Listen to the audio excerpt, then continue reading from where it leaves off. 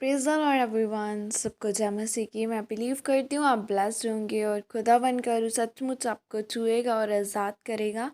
आओ मैं आप सभी के लिए उस तामत से भरी और उस पवित्र वचन को पढ़ती हूँ जो वचन हमें मेरी भविष्यवाणियों की पुस्तक में से परमेश्वर के दास अपोस्टल अंकुर यूसुफ निरूला जी द्वारा और परमेश्वर की दासी पास्टर सोनिया यूसुफ निरूला जी द्वारा दिया जाता है।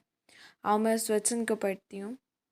यहोवा की युक्ति का आत्मा, जैसे कि पवित्र बाइबल यूहन्ना 14 की 16 से 17 आयत में लिखा है, मैं पिता से विनती करूँगा और वह तुम्हें एक और सहायक देगा कि वह सर्वदा तुम्हारे साथ रहे, अर्थात सत्य का आत्मा, जिसे संसार ग्रहण नहीं कर सकता क्योंकि वह न उसे देखता है और न उसे जानता है। तुम उसे जानते हो क्योंकि वह तुम्हारे साथ रहता है और वह तुम में होगा। आमीन। मेरे प्रियो, इस वचन में हम पवित्र आत्मा के बारे में पढ़ते हैं कि पवित्र आत्मा कौन है, वह हमारे जीवन में क्यों आना चाहता है और परमेश्वर का उसको हमारे जीवन में भेजने का क्या मतलब है। यीशु मसीह ने कहा, जिसके अंदर परमेश्वर का आत्मा है उसे संसार ग्रहण नहीं कर सकता। यीशु मसीह ने अपने चेलों से कहा, वह तुम्हारे साथ है, यानी वह आत्मा मेरे अंदर है और मैं तुम्हारे साथ रहता हूँ। लेकिन फिर एक समय आएगा जब मैं बादलों पर उठा लिया जाऊँगा, स्वर्ग में पिता की दाहिनी ओर बैठ जाऊँगा। वहाँ से जो पवित्र आत्मा मेरे अंदर है मैं तुम पर उड़ेल दूँगा। फिर वह पवित्र आत्मा तुम्हारे अंदर होगा। लेकिन आज लोग सोचते हैं कि हमें पवित्र आत्मा की क्या ज़रूरत है। वह चर्च में अपनी चंगियाई, छुटकारे, आर्थिक आशीष और अपने मसलों का हल करवाने के लिए आते हैं। लेकिन क्यों परमेश्वर आपको पवित्र आत्मा देना चाहता है? क्योंकि यूहन्ना 14 की 18 में लिखा है कि मैं तुम्हें अनाथ नहीं छोड़ूंगा, मैं तुम्हारे पास आता हूँ। परमेश्वर ने उन लोगों से नहीं कहा जिनके माता पिता नहीं थे।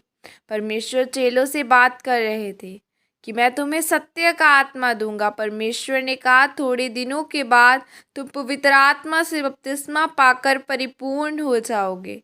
तब उन 120 लोगों पर पवित्र आत्मा उतरा, तो उन 120 लोगों के कारण आज आप भी पवित्र आत्मा से भर रहे हैं। उन्होंने पूरी दुनिया में लोगों को सुसमाचार दिया और चिन्ह और चमत्कार किए। यशायाह 11 की 1 से 2 में लिखा है कि यशायाह के ठूंठ से एक डाली फूट निकलेगी और उसकी जड़ में से एक शाखा निकलकर फलवंत होगी।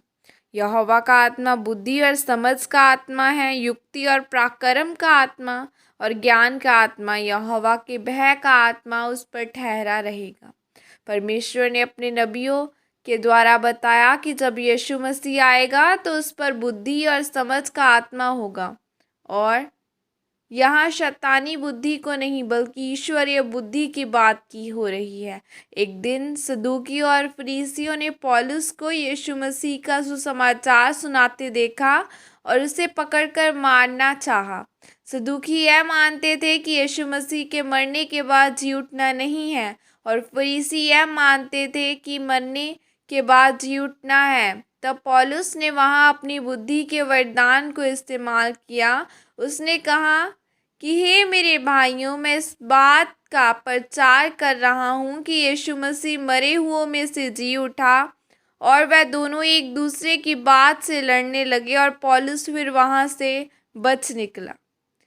जिनके अंदर पवित्र आत्मा है, परमेश्वर उन्हें नई नई युक्तियाँ देता है और उनसे बात करता है। आप में और आपकी आर्थिक विकास, सेवकाई, व्यवहारिक जीवन में सिर्फ एक युक्ति का फर्क है। वह युक्ति उन्हीं लोगों को मिलती है जिनके अंदर पवित्र आत्मा और वह पवित्र आत्मा के अनुसार चलती है। क्योंकि बाइबल कहती है कि यहोवा का आत्मा युक्ति का आत्मा है। जब यहोवा का आत्मा आपको सलाह देगा, आपसे बातें करेगा, तो यह निशानी होगी कि वह आपके अंदर है। जिसके अंदर पवित्र आत्मा होता है वह पवित्र आत्मा की सलाह से काम करता है, वह नकल नहीं करता है। लेकिन आज लोगों में परमेश्वर के भय का आत्मा ही नहीं है। वह बाइबल में इससे पाप, चोरी, व्यभिचार करने के बहाने ढूंढते हैं क्योंकि उनके अंदर नैतिकता ही नहीं है।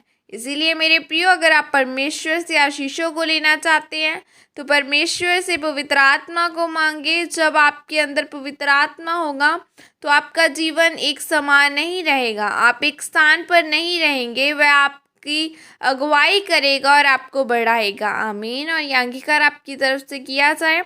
सर्वशक्तिमान परमेश्वर, इस वचन के लिए पिता मैं आपका धन्यवाद करती हूँ और मैं अंगीकार करती हूँ कि परमेश्वर मैं विश्वास में बढ़ती जाऊंगी और पवित्र आत्मा से भरकर आपके कामों को करूंगी, ताकि आपने जो आशीषें मेरे लिए रखी है मैं उसे प्राप्त करने पाऊँ। प्रभु यीशु मसीह के सामर्थ्य नाम में मांगती हूँ। आमीन, आमीन, हालेलुया। ग्लोरी तब आपके ऊपर आती है, आशीष आप तब ब्लेसिंग्स को लेते हैं जब आप अपना टाइम प्रार्थना में, पवित्रताई में बिताते हैं।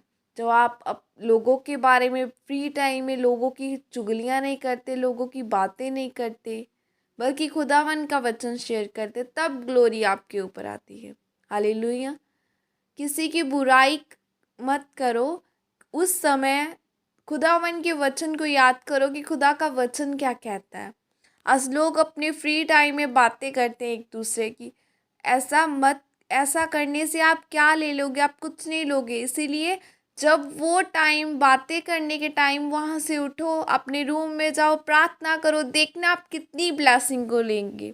जब आप ऐसा करेंगे तो आपकी बीमारियां भी जाएंगी, आप चंगे भी होंगे और एक ब्लेसिंग को भी लेंगे। खुदावन का वचन शेयर करो, प्रार्थना में समय ज़्यादा से ज़्यादा बिताओ।